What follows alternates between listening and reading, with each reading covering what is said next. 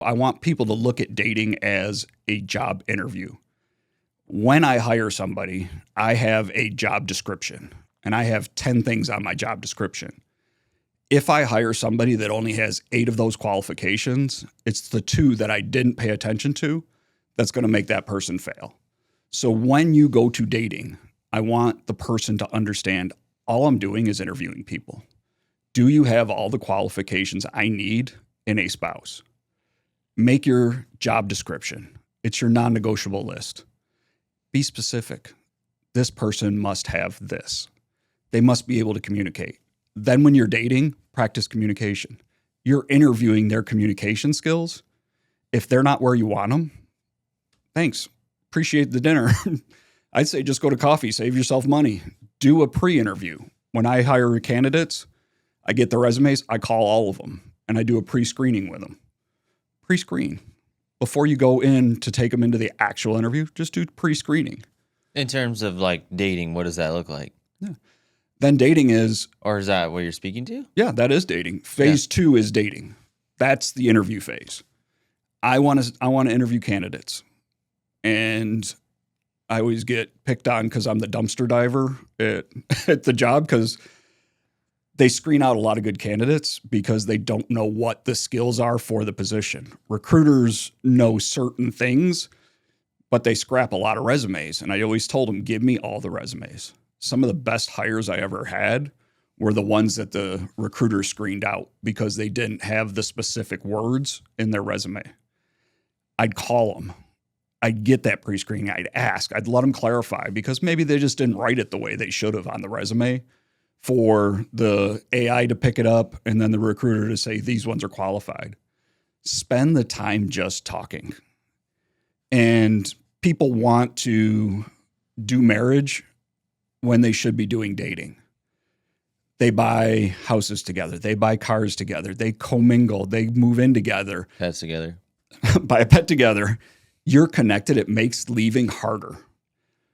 I don't hire people and say, okay, you come in and do everything. Okay, you've got full access to my entire business. Run the checking account. Do whatever you need. I trust you. That's how a lot of people approach dating.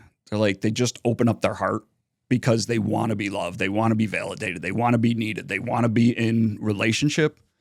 And they're willing to give up all of themselves when all of yourself is not required in an interview. What do you say, though? Because I feel like that's so hard when you're young and your frontal lobe is not developed all the way, especially for males, but I'm assuming younger females deal with it and you're stuck in that drug-induced state of infatuation with somebody that you speak to. How do you help them?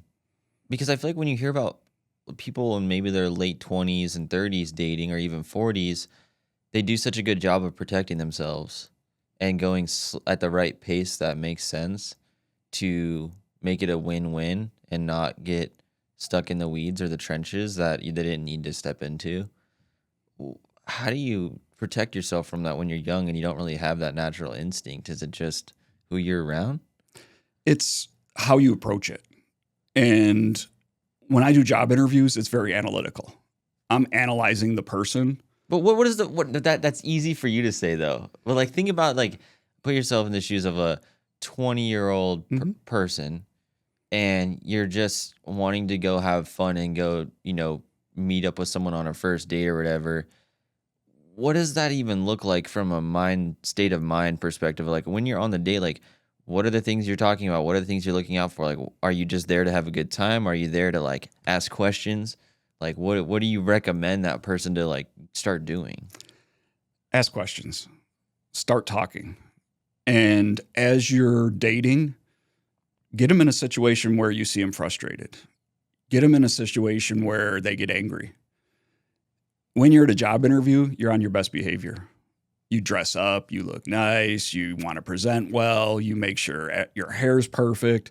When you're dating, you put your best clothes on. It's all about trying to impress and woo.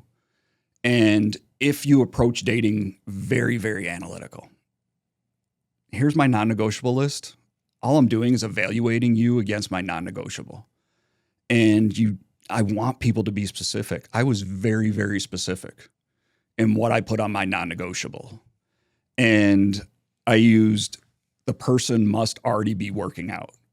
At that time of my life, I spent 3 hours a day in the gym, 6 days a week. And I'd meet somebody and they're like, oh, I want to go to the gym with you. I'm like, great. We get to the gym 15 minutes in. They're like, are we done? I'm like, I'm not even done warming up. I'm just finishing that. So one of my non-negotiables is they must already be in the gym because the person liked the way I looked because of the work I was doing, but I didn't want to have to explain why I was in the gym as long as I was. My wife was already working out. She had a six-pack. She knew what it took to look good in the gym, and she's been my best workout partner. Some of our best communication was every day after work, we'd meet, we'd go to the gym, and we'd talk. In dating, when you introduce sex, you are releasing PEA, which is the chemical agent, and it's called the love drug. It's our brain's chemical mix that's used for a mother to bond to a child when nursing so that that child survives. If you're introducing sex to somebody in second date, you're now bonding yourself to that person in a way that a mother bonds itself to a child to make sure that it survives. Don't give that away. Just talk. And sex is more enjoyable than talking. So when you start having sex, you stop talking. When you stop talking, you're no longer interviewing. You're letting that person do the job of a spouse. When I haven't even decided, are you ready to be my spouse? I haven't said I do. I'm just saying, how do you handle yourself? How do you treat others? Ladies, look how a man treats his mother. That's an indication of how he's going to treat you. If their parents are still married, look how they interact. Because when you marry somebody, they're going to do what they know until they know what they're doing doesn't work. And that's where dating is that if you could just be analytical. And I have one client, he tells me, he goes, you're too cold when it comes to dating. I go, no, it's just analytical. Don't let the drug take over. Don't let that mix in your brain that's exactly the same as being on heroin take over and go, yeah, I know they got a little handsy with me when they got angry, but they won't do that when we get married. It'll solve everything. Marriage only expands. Marriage only makes those small cracks worse. And in dating, you focus on every way that you're the same. When you're married, you focus on every way you're different. You're laughing because you know it's true.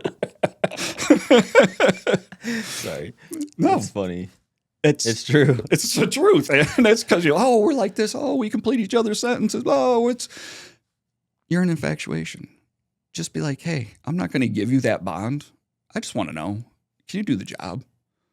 And that's the interview phase. That's why I correlated relationships to business, because if you approach it the same, if you're ever a hiring manager, if you take anybody with a heartbeat, you're going to be hiring all the time. I like a very low turnover rate when I hire people. I'm very successful when I select candidates because I'm picky. If you don't meet my job description, we're done. Nice meeting you. Wish you the best, but you're not the right person for me. And I've had people, man, I wish I could hire them.